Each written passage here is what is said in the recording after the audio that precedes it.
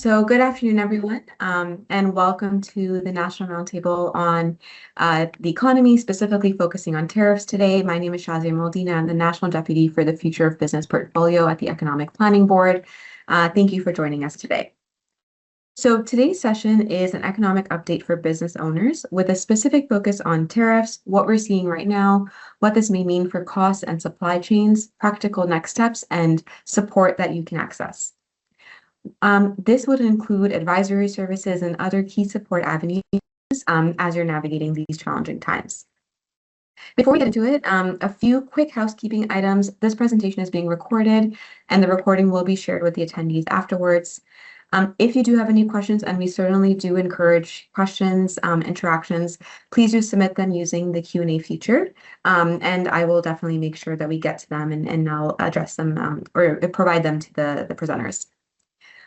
We'll address questions during the Q&A segment, but if you do have something throughout the way, please submit your question and then I'll see if there's a good amount of time. Just a general note, today's discussion is for informational purposes and is not official, legal, tax, or customs advice. If you would like advice specific to your situation, we'll be providing contact information at the end of the presentation.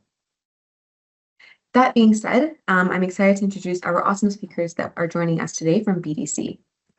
So starting with Arnaud Franco, Arnaud was appointed Director of Economic Research at BDC in January 2024. Arnaud leads a team of economists delivering timely and actionable insights to Canadian small and medium-sized enterprises and focuses on productivity, competitiveness, and economic resilience. His work helps business leaders move from reacting to pressure to preparing for growth by identifying early signals and what that means for real decision-making for business owners.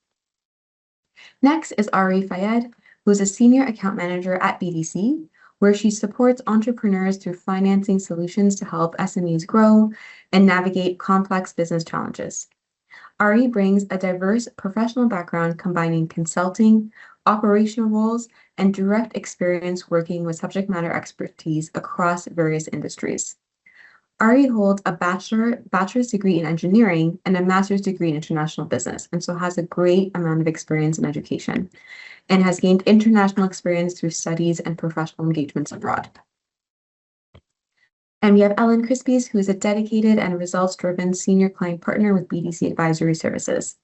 Ellen has over 25 years of experience helping Canadian businesses grow their sales, improve profitability, and navigate complex challenges with confidence. Ellen is very passionate about connecting with diverse business owners and delivering actionable solutions that create long-lasting impact. So without further delay, I know you're all very eager to hear from our experts. Arnaud, I'll pass it over to you. Thank you very much, Shazia. Can I just get a confirmation you guys hear me well? Yeah. All right, great. Okay, so let's get into the meat of it. So I'm Director of Economic Research at BDC, and today I'm going to be giving everyone a quick overview of the economic situation. I have about 15 minutes, so I'm going to be pretty quick on some of these slides. A reminder that these will be distributed to you after the event, so there's a good amount of information in here, which you'll be able to look at after the fact and kind of ponder. And if you have any questions that arise from that, please don't ever hesitate to reach out to us at BDC. We'd be happy to help. So here's the outline for my quick speech today. I'm just going to talk about the global economy for a couple of minutes at the beginning because there's been some pretty big events over the last few months which are affecting the stability of the global economy. So I want to leave you with an impression of what we see there as big challenges. We're going to spend most of the time talking about Canada, what the outlook is for Canada, and some of the key structural challenges which are emerging on the horizon. And we're going to end with what does this mean for businesses on an economic sense, and how, what do you have in front of you for 2026, which can, help you get through these challenging times. So I'll start with the global economy. Now, the global economy is being tested. We've had significant geopolitical frictions over the last couple of years, which has changed the game in many, many ways. But I want to throw up this slide to remind everybody that despite the fact that 2025 was one of the most restrictive years in terms of trade policy, with the US in imposing tariffs on significant amounts of volumes from around the world, global trade still continues. So if we sum up all of the imports and exports that are going around the world, we're still seeing global trade advancing and continue to advance in 2025 despite this tariff environment particularly due to policies from the US. However, there has been a lot of shocks, and the shock with the war in Iran and what that's doing to oil markets is a good example of the type of things that can affect global dynamics in quite a significant fashion. Now, the WTI prices that I'm showing here, they have gone up even more, since what this graph shows, but it does show you that, we go through these sorts of peaks and valleys at different points in the history of our global economy, and they can have some pretty important impacts. And we're going to get back on the oil topic when we talk about the impacts in Canada. But I wanted to finish the global section by showing you what this does to global growth. So this is annual growth in global real GDP, so gross domestic product.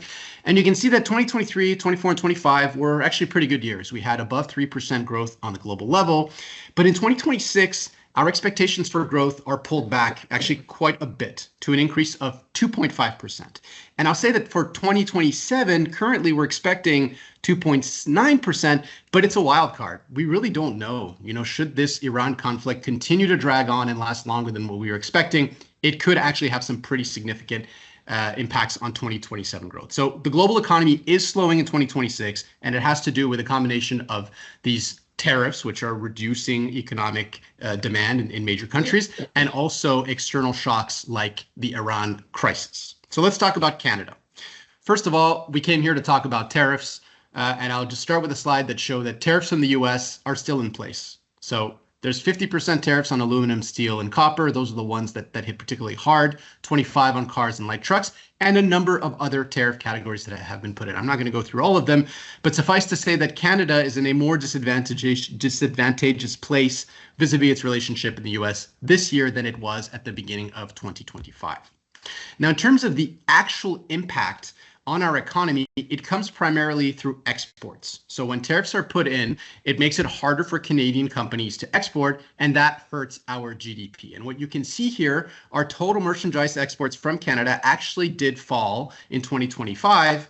But if we look at this export number, but for some key categories that were targeted by tariffs, we can see that the declines were particularly in those tariff categories like steel, wood, autos, and trucks. There are actually other categories that have done well. And in fact, if we look at our total exports, but we separate them between exports to the US and exports to other countries, which is the red line, we can see that Canadian businesses actually took 2025 as an opportunity to grow their exports to other countries. So this is a good development. It shows that Canadian businesses are able to develop external markets. So the impact has hurt the Canadian economy, but there are some outlet valves that are positive. So what are we watching for? Well, in 2026, in July is the renegotiation of the CUSMA, the Canada, US, Mexico agreement. We don't really know what's going to come out of there yet. There's a lot of different options, but suffice to say, this will shape the second half of the year, economically speaking, for all three of these countries. Now, the most likely outcome, we believe, is that they kick the can down the road, that they agree to stick with the current agreement, but reevaluate it next year, or there could be a major new headway in a trade agreement happening with the US. Right now, on the media news front, there isn't a whole lot coming out, so it's hard to anticipate what's going to happen. This obviously, fuels a lot of the uncertainty that we're seeing in the Canadian economy at the moment. The other thing is the war in Iran. Well, of course, this has an upward pressure on oil prices, but how does it affect Canada? Well, Canada is an oil producer, so we have a dual effect here. The rising oil prices, of course, causes inflation, puts downward pressure on consumption, and that's important because the consumer is a significant contributor to our economy, but it also means higher incomes for oil producers. So there is a negative that's kind of outweighed by a positive. However, if you look at Canada-wide, there are some provinces that are going to feel that negative more than others, and some that will subsequently feel the positive. So provinces like Alberta, like Newfoundland and Labrador that have oil production should actually see a bonus from this extra increase in oil prices. But those consumer-based provinces like Ontario and Quebec in particular, that's where, again, they're going to feel a little bit more of pain. So what does this mean for the economy overall? Well, inflation is on our radar. We want to figure out how these higher oil prices are going to affect inflation in general. And actually, in the most recent March number that was published earlier this week, we saw inflation go up from 1.8% in February to 2.4% in March. And a lot of that was driven by high oil prices. This being said, this oil shock is not endogenous to the Canadian economy. There's nothing structural in Canada that's changing. It's really an external factor. Therefore, even if inflation does start to creep up, we don't believe that the Bank of Canada is going to change its position on interest rates. The policy rate is at 2.25%, and in our estimation, it's going to stay that way throughout the balance of the year. The Bank of Canada doesn't really have any big impetus right now to raise their interest rates. And even if inflation creeps up, it's more an external issue than a structural issue. So changing your interest rate to combat an external issue could lead to pretty bad and unintended consequences further down the road. So it's our estimation that the Bank of Canada is going to hold pat at 2.25%. Now, going forward, economic growth in Canada is going to be largely in the hands of the consumer. What you see on your screen here is retail sales. And even in 2025, which was a difficult year, retail sales continued to increase. And even into early 2026, we've seen a positive movement there as well. So the consumer in Canada has been buoyed by the fact that labor markets have been pretty good in the last couple of years. Wages have continued to increase, and therefore they will continue to spend, which is a very good positive driver for our economy. Where our economy is falling short right now is on business investment. This is the annual change on business investment, excluding residential. And you can see that in 2024 and 2025, we actually saw slight negatives in terms of business investments, and that we're way down from the levels of 2021 and 2022. This has been very difficult. Of course, interest rates were very, very high in 2023. They started coming down in 2024. But this uncertainty that's pervasive in our market right now makes it very difficult for businesses to make concrete and strong positions about investing, because they just don't know what's going to happen. This is what we really need to target as a Canadian economy to get back on track, to get our businesses investing again, to help our economy grow. So with the Canadian consumer providing the majority of economic growth in 2026 and business investment still expected to be affected by uncertainty, our real GDP forecast for Canada is a growth of 1.0% this year. It's quite weak. It's well below the levels of the previous years, and it's a reflection that uncertainty is having a pretty concrete impact on our economy. Now, there's a lot of things that can change. The Canadian government has significant targets for investments this year in infrastructure and resource gathering. You know, these investments, especially in defense as well, could spur the economy in a positive direction. But there are some structural changes on the horizon that we need to keep in mind, because they are going to shape our economy moving forward. First of all, a new world order. I've spoken about geopolitical tensions. You know, Russia, Ukraine only a few years ago. Then we had the invasion of Venezuela. We have the Israel-Palestine conflict. We have U.S.-Iran. A lot of flashpoints around the world that their outcomes are going to shape our new political order.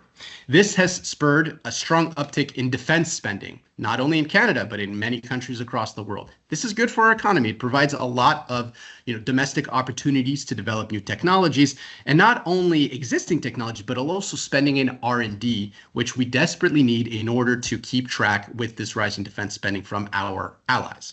Finally, the U.S. is moving away from free trade, creating a lot of diversification opportunities, but also stresses on our existing supply chains, given that we are so integrated with the U.S. Now, one major structural change which is going to affect our economy in the next few years is the demographic shift. So in 2023 and 2024, Canada had near record population growth. We added 1.7 million new people to Canada over that time period, but it put a lot of pressure on our services. So the federal government announced that they were going to cap temporary immigration into Canada, to the point that we actually expect to see a slight population decline in 2026. Now, if you take that situation, but you just look at the working age population, you can see that we're actually expected to have less working age people in Canada in 2026, 27, and 28. This is, of course, going to put a lot of pressure on our labor markets. However, this is also an opportunity. It highlights an opportunity for customers or for business to invest in technology in order to be more productive and more profitable. If you can't continue to add workers to grow your business, you should turn to technology to perform tasks that those workers find routine, so that they can then focus on other things. In terms of AI adoption, we're doing all right in Canada, but the problem is that our small businesses need to catch up in terms of AI adoption because it's mostly being led by large SMEs. And we know that the benefits of artificial intelligence, especially the low-hanging fruit, are very, very good. They save time, they improve customer service and satisfaction, they help grow sales and forecast inventories. So just a couple of tools can help make your business more efficient and perhaps offset needing to hire somebody else. So what does this all mean for your business? Well, the next 5 years is going to be different. There's issues with the labor market tightening, with demographic changes.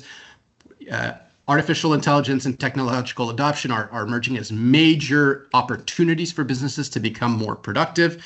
The economic outlook is clouded by uncertainty, but there are opportunities, especially within Canada, and SMEs are going to need to adapt. So look towards technology, again, improving our efficiency and implementing strategies in order to deal with uncertainty. So what kind of opportunities do we see on the horizon? Well, first of all, as I mentioned earlier, the government is planning on spending big on capital investments. There's significant amount of investments in infrastructure, in resource technology, in electricity, in clean energy, and in defense. Those are all things targeted by the government in this new economic direction that we're taking. So defense spending is going to be a very, very big priority for the government. And these major projects should open up supply chains that a lot of small and medium enterprises can participate in. In the case of defense, just to give you a visual idea of what that extra spending is going to look like, it's quite significant. You know, we're talking between 60 to 70 billion dollars of spending per year, which is going to aim to develop new technologies and also spread the availability or open the defense industry to small and medium businesses that want to make dual use technology. So technologies not only for consumers, but that can also have an application in the defense industries. There's going to be major opportunities there.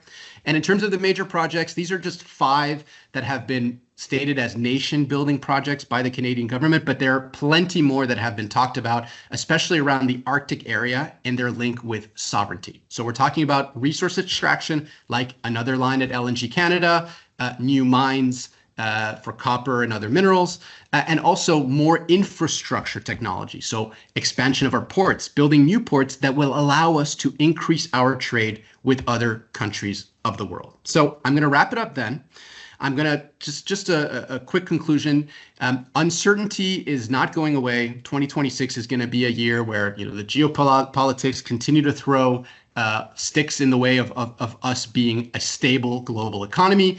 But the Canadian economy still remains resilient despite these challenges. The business environment, though, is going to continue to change. Input costs are rising. We're going to have a demographic issue which could squeeze the labor markets, but there are opportunities, particularly in the case of technological adoption and the use of AI.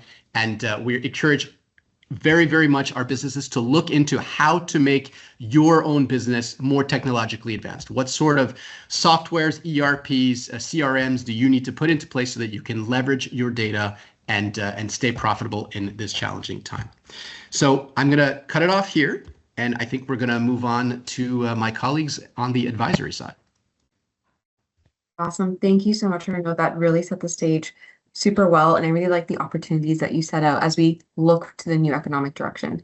So as you said, let's now shift over to the topic of what type of support is available if one is trying to navigate launching a new business venture or growing an existing business in these, more challenging times. Aurie, over to you. Yes. Hi, everybody. So I'd like to focus on a practical question entrepreneurs are asking us every day. So it is, how can financing help my business stay resilient in this environment, right? So first of all, I just want to set the table with the basics. BDC trait that have been true since its ignition, but is even more important in the current economic context.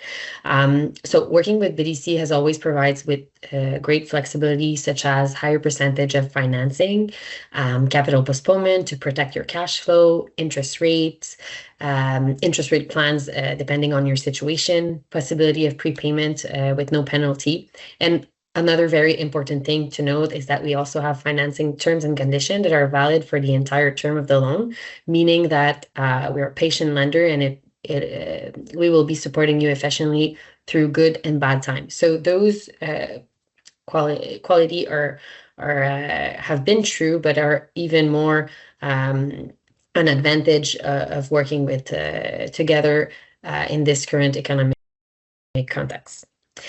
So when tariffs or trade uncertainty, just if we can go back to the precedent. So for this specific context, so when the context of trade uncertainty hit, the impact on SMEs is rarely theoretical. It shows up very concretely in cash flow, sometimes margins, supply chains, and the ability to make decisions quickly. So from the financing perspective, BDC's role is to help entrepreneur not only absorb shocks, but also keep the business moving forward.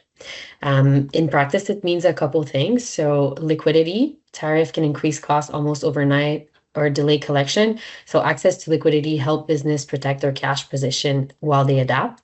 Also, there's flexibility. In volatile environments, rigid financing structures can become a real constraint. So if you focus on flexible terms that protect cash flow, especially during periods of uncertainty, it'll help you move forward. And third, very important to note, is to do financing aligned with a plan. So we don't finance uncertainty, we finance adaptation, right? So the objective is always to support entrepreneurs who have a clear resiliency plan or a contingency plan and the ability to execute it to move forward. So the goal is simple. It's to give businesses the breathing room they need to pivot quickly and preserve their stability. If we go specifically to the Pivot to Grow loan, it's one of the key tools that we've put in place to support entrepreneurs in this environment. The solution was designed for profitable Canadian SMEs and those that are being directly or indirectly affected by the US tariff and broader trade uncertainties. So since its launch, the program has evolved to reflect today's economic reality. It now considers direct, but also indirect and even probable impact from tariff and economic uncertainty, not just the current export exposure or ongoing specific tariffs. So the Pivot to Grow loan offers up to $5 million in financing, which provides you with meaningful liquidity. There's an interest-only payments for up to the first 24 months, which significantly can protect your cash flow during that most uncertain phase, which is the first few months, as well as 84 months to repay. That includes the initial principal postponement, and it gives the businesses time to adapt before heavier payments begins. There's no penalty for early repayment, and there's access to preferred interest rate. So this product, the intent is to provide essential liquidity to help businesses stabilize, adjust, and then also move forward and grow with confidence. We can move to the next slide. I want to expose to you a little bit of the eligibility and requirements for businesses to apply to these kind of loans.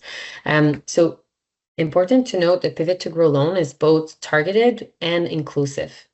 So to qualify, a business must have annual revenue of $2 million, but also meet at least one of the following conditions. So either you have 15% or more revenues come from export to the US, or the business can demonstrate a significant likelihood of being adversely affected by tariff or tariff-related uncertainty. And this can be, as previously mentioned, indirect impact as well. We want to make sure the business must demonstrate positive cash flow and profitability, as well as a clear contingency plan with the capacity to execute it. So another important thing I'd like to highlight is that this Pivot to Grow loan is available for both existing BDC client and new businesses looking for support.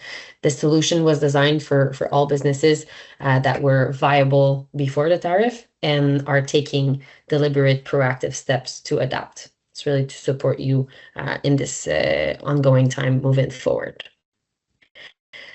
The next slide I want to share with you is to show you that there are different other strategy to cope with uncertainty. Financing resilience, of course, goes well beyond a single product. So, and we've seen a lot of the businesses in the last year proving to adapt with different strategies. So we have diversification of the market, whether domestically or internationally, which we saw in Arnaud's presentation has been a great growth, and it can be supported through cash flow or even M&A financing abroad or locally. You can also consolidate your expertise by acquiring complementary businesses or even talent and capabilities. There is diversification of product. We also speak a lot about boosting efficiency, technology, innovation, which often are enabled by a combination of cash flow and equipment financing that you can have. And then lastly, just solidifying long-term investment and business valuation through something that's more stable over time. So real estate financing is also a good solution if you're looking to invest and grow your business in a more risk adverse way. So financing is not only about absorbing shock, it's also to support productivity gains, business repositioning towards new market or sector. There's no single strategy. What matters is choosing the right one. And we like to say when there's a period of trade uncertainty, resilient businesses are proactive, not reactive. It's important to have financing tools around because it has a critical role in giving entrepreneurs what they need to adapt, but financing alone is not enough. The real challenge is often to be identifying where to pivot, which strategies to prioritize, and how to turn uncertainty into actionable decision. So that's where advisory comes in, and I'll let my colleague Ellen walk you through what BDCs can do to help. Yeah, good afternoon, everybody. I'm glad to be able to share with you all the different services that BDC is also offering. It's basically a team of over 500 subject matter experts that we have in our team. So we're covering all of Canada. We have basically within our network, we have a structure where we have full-time experts within the BDC and a combination of external advisors as well that are there to deliver the value on what we're proposing. So it's been many years, 50 years or plus that we've been offering these services, and we've been growing to the point where we now have over 6,000 projects that we completed in the last 3 years. So we're actually the largest provider in the small mid-sized market of consulting expertise, and we're very proud of the client satisfaction rate that we obtain because we're not an organization that is a profit center of the BDC. How we are evaluated is on the services, the delivery value, the impact that we can have on the Canadian economy, because above all, BDC is an economic driver for Canada. We're looking to help our companies succeed and grow and be more profitable and be the best managed. So our positioning is quite unique. If we go to the next slide, you'll see a little bit of the variety of the different functional areas that we cover. So basically it covers the whole wheel of company requirements. You need to look at your overall strategy. The finance needs to be well structured. You want to make sure that you're reaching new markets. Your sales teams are optimized. Your online presence is optimized. So that then leads into technology. Arnaud spoke a lot about adopting technology, which is such a key ingredient, and this is a very popular area of expertise that is expanding greatly. So we have the digital automation experts, the cybersecurity, the AI, your whole digital plan. So this is basically a key area that continues to be of significant importance. But if you have all the greatest technology and you're not efficient of your operations, you're putting basically the operation at risk as well. So sometimes you need to look at how you're processing upstream of technology, and sometimes you'll see operations that can't be optimized because they don't have the data required, the clean information for AI. So we have all those expertise that sometimes we need to look at more than one envelope of areas. And of course, behind all the machines are the people. So you have the leadership structure that needs to be looked at. We want you to continue to grow, and sometimes it needs to shift the talent and the structure within the organization. And so it's moving parts, business operations and compliance, as well as we're looking for you to attack new markets and enter new areas. There could be certain certifications. Obviously, Europe is more advanced than North America in terms of requiring certain certifications. So we help companies cover a wide range of certifications as well. So that's the general envelope or services that BDC offers. Now, specific to the tariffs, of course, as mentioned, Aurie, we have different financial solutions, but as well, we're combining several advisory type of solutions.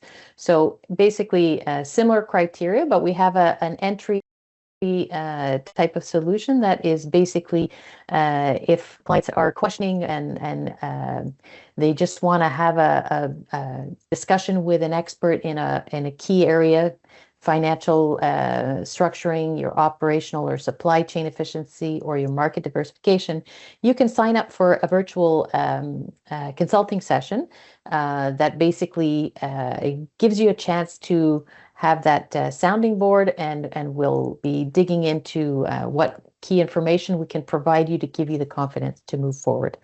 So that's basically the quick service. It's all done on this kind of platform.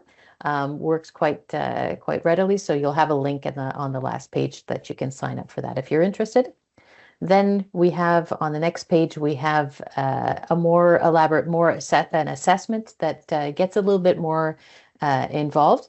And these are basically solutions that were designed to give you quick value and look at modeling of your different scenarios. So if you have some decisions to make, we want to first look at what you have in place. What is the overall business situation? So we'll go through a process of questionnaires and interviews with within the people of your organization, and sometimes some key partners that you may have. And we present our findings, but then we move quickly to the scenario modeling and analysis. So there could be more than one option to diversify or to expand in different markets or to shift your products. So we're going to focus on those different scenarios, and then present you with the results of the different modeling scenarios.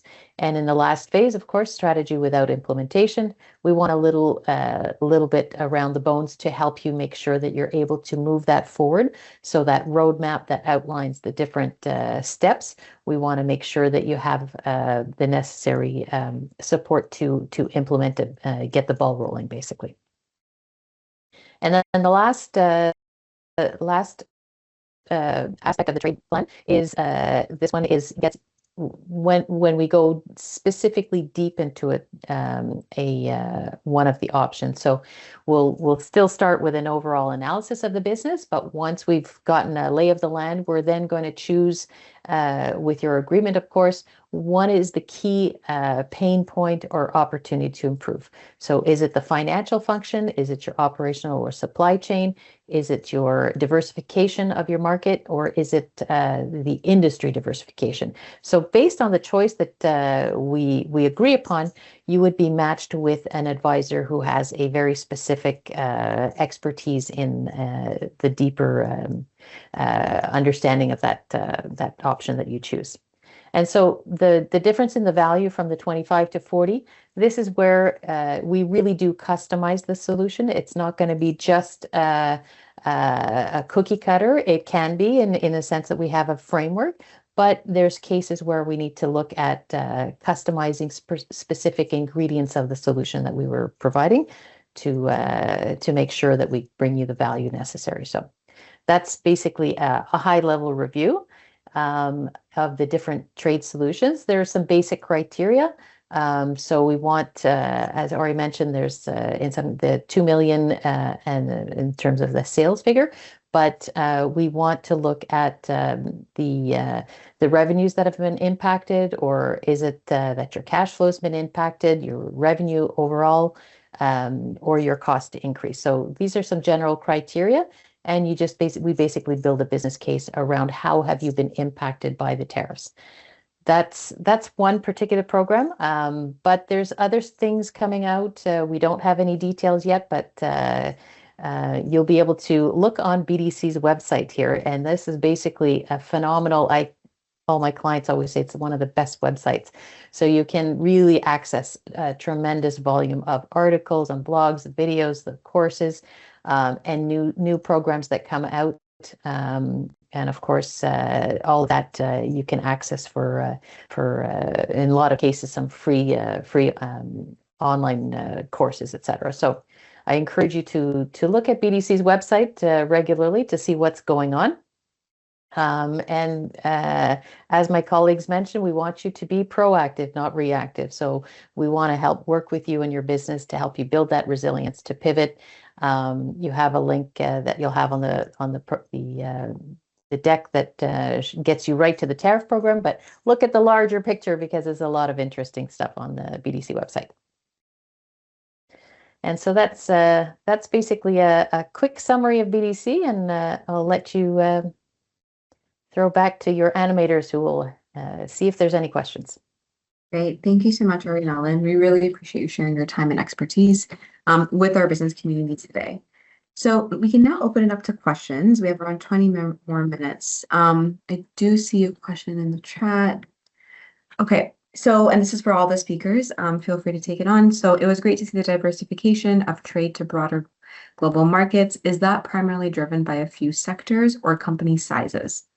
What are the hot global trade market opportunities for Canadian SMEs? And maybe I can weigh in a little bit on the economic side of things. Well, right now, there's contracting supply chains that are happening all around the world because of all of these geopolitical flashpoints that we've had. One supply chain that's emerged in the last few years as being an interesting one for Canada is the food and beverage market. We're exporting more and more food and beverage products. Canada's population is also becoming more and more diverse, with bringing, with them a lot of different options. Canada's also a country which is very health conscious, maybe particularly in contrast to its southern neighbor. So a lot of options on the sustainability side of it. Customers here seem to look towards, sustainable packaging, for example, as a good option, and embracing diverse tastes. So that's one market that's on our radar that has been a really good opportunity, especially in the diversification option, like sending or doing business with a lot of different countries, and spreading that global side. And then, of course, on anything that's on the resource side, like Canada is a resource producer. Our resources are our lifeblood. Dealing in resources with other countries of the world, especially as supply chains start to tighten and traditional relationships maybe start to shift, I would say that's also a very, very big opportunity. If I can add a small thing, so on the trade market opportunities for SMEs, I saw a lot of my clients that to diversify and maybe try to be less dependent of the US market have taken advantage of many trade agreement and free trade agreement that we do have with other countries that sometimes we forget. So it's very important to look into that. One example I can think of is the chocolate supplier. We do have a trade agreement with Turkey, and apparently they are very good for chocolate and at good prices, as we saw the price of cocoa go up quite a bit in recent times. So just a small example. Awesome. No, thank you. Thank you both. I think we have a follow-up question. Can you also provide a little bit more color on options for financing for smaller or newer companies who don't yet meet that $2 million revenue threshold? Sure. I'll maybe jump in there. I should mention that all of the consulting solutions, they're always going to be right sized to the type of company, because you'll have companies that are less than the 2 million, obviously, and less than the 1 million, and they're really starting out. We want to be very conscious of the budgets that we're going to be proposing, and so we have solutions that are really dedicated to the smaller size companies, so 7,500 type of solutions that we try to build it as much value as we can for the price points that we're charging. And so obviously it's not the same approach when you're dealing with a multinational company as to mid-size to the small. So we will always right size the solutions as best as possible. Again, we're not like I said, we're not a profit center for the bank, so we do look at how we can have the most impact for the dollar that we charge. So it is a consideration that we always manage.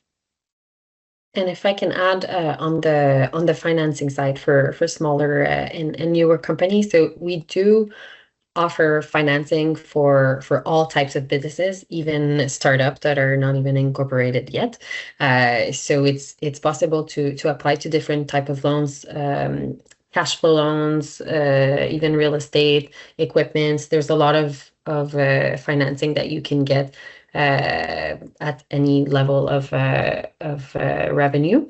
It's really just an eligibility criteria for the specific pivot and grow loan that require 2 million of revenue, and the reason is mainly on the preferential interest rate, where we really want to see also resiliency plan. So there's a lot of things that you might not have the resource to put forward when you're under 2 million revenue in that sense.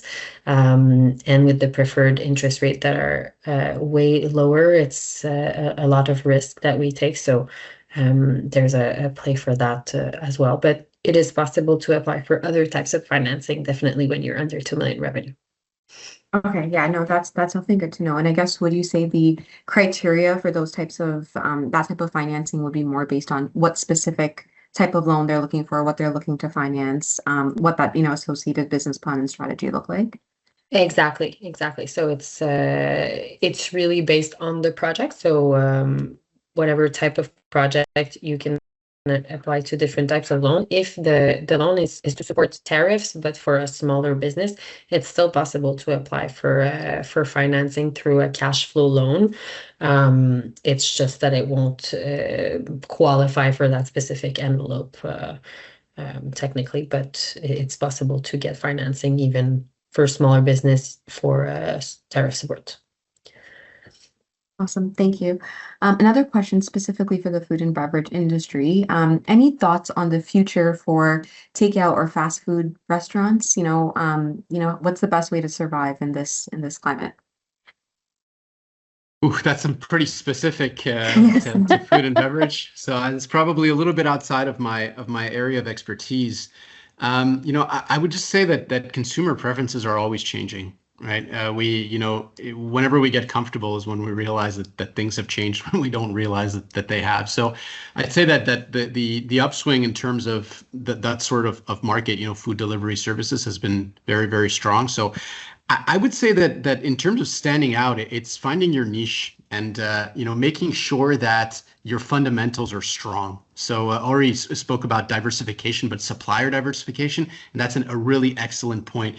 Sometimes people think that the person supplying to them their inputs is the only one out there, and they don't think about shopping around because it's annoying, it's difficult. It takes time to identify, but understanding your supply chains, where you're buying your inputs from, I think is very, very important. And that's particularly important in food and bev, because often it's, the manufacturing processes, you're buying inputs from a whole bunch of places, you're putting them together into finished products and selling them on. So I would say find your niche and make sure that your fundamentals are strong. Understand your business, look in ways to minimize your costs and to maximize your operations.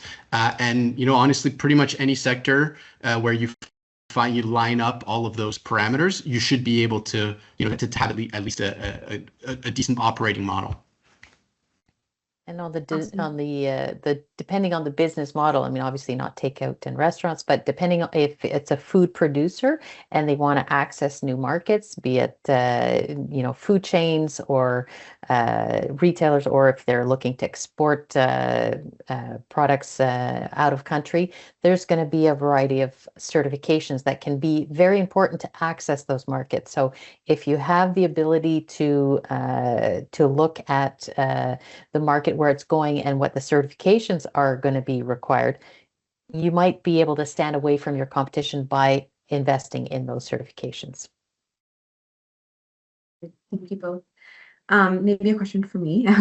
For those businesses that do source from the US or operate in the US, any commentary on exchange rates today and also what we think could happen in the future? I know lots of uncertainty, but any commentary there? Yeah, so exchange rates are obviously can be very volatile. They react a lot to what's happening in the world. And actually, I think one of the surprising things for a lot of economists is that the US dollar continues to gain in strength despite the fact that there is a perceived instability in the US sort of political system. There seems to be a good amount of upheaval there. But the US is the world's reserve currency. There's still a lot of global investors are betting that the US will not have a financial meltdown and therefore are parking a lot of their dollars there. The stock market is seemingly unconcerned about a prolonged conflict in Iran. It's, we see the values are rising once again. So I think we can expect that this year the US dollar will remain strong, which means that the Canadian dollar will remain weak. So that's a double-edged sword. A weak Canadian dollar, it advantages our exports. So it makes our exports more competitive overseas, which allows us to maybe take some concessions on price in order to gain market share. That's a good thing. The problem is that imports then become more expensive. So where you source your goods from becomes a critical component. So anyone buying foodstuffs, for example, or food inputs from the US is getting hit pretty hard. And then on the other side of the spectrum, a lot of the things we import from the US are very technological. The really high value-added machinery and equipment, a lot of that comes from the US, so it makes it more expensive for Canadian companies to bring that in. Now, the opportunity that I would say there is to look towards developing markets such as Southeast Asia or even Africa as sources of inputs, but also markets to sell in. There, the currency relationships are not quite as rigid as they are with the US. So you might be able to find some really good deals there, not only for inputs, but also for outputs. So look towards markets, non-traditional markets, to source your goods. I think that would be a really interesting thing to look at for all businesses. Great, thank you, Arnaud. And maybe just one last question for me to wrap it up. From your guys' view, what are some tangible things businesses can do in the next quarter or perhaps the next couple of quarters in that same theme of being proactive and not reactive and safeguard themselves? Maybe one or two things you can each comment on. Maybe I'll go first. Why not? I'd say make a plan. Make a plan for your immediate future. Look at your business, and sometimes it's as simple as asking, how can I be more productive? I don't want to invest a single dollar. I just want to be more productive. I want to be less wasteful. I want to make some of my processes more productive. How do I do that? Can I do that? And can I maybe sign up 2-3 employees to say, hey, let's make a productivity task force. Let's see what we need to do to be just a little bit more productive. Because what we find with working with a lot of businesses is productivity is a mindset. It takes a concerted effort. It's not always about investing a significant amount of money. And I visited a lot of businesses, across the country where you see a couple things like this could be tighter, that could be there, maybe a little bit of waste there, maybe some inventory management here. Sometimes all it takes is just looking at it and saying, hey, let's make a plan. So as a short-term solution, if you're interested in increasing your productivity, make a plan. Pen, paper, sign up a couple of people and take it from there and see if that can have impact for you and your business. And it can lead you down a very wonderful path of all of a sudden going into full optimization, trying to figure out how to get the most bang for your buck. So it takes a small step at first, but that can lead to big things. I think with the speed of change, as we've all seen with the technology happening, just it's very unsettling on one side, but you have to adopt new change. And this is where we are behind. We need to be braver. We need to look at what technologies are out there and start thinking ahead, because the old way of doing business is it's going to be harder to stay competitive if you don't continuously improve.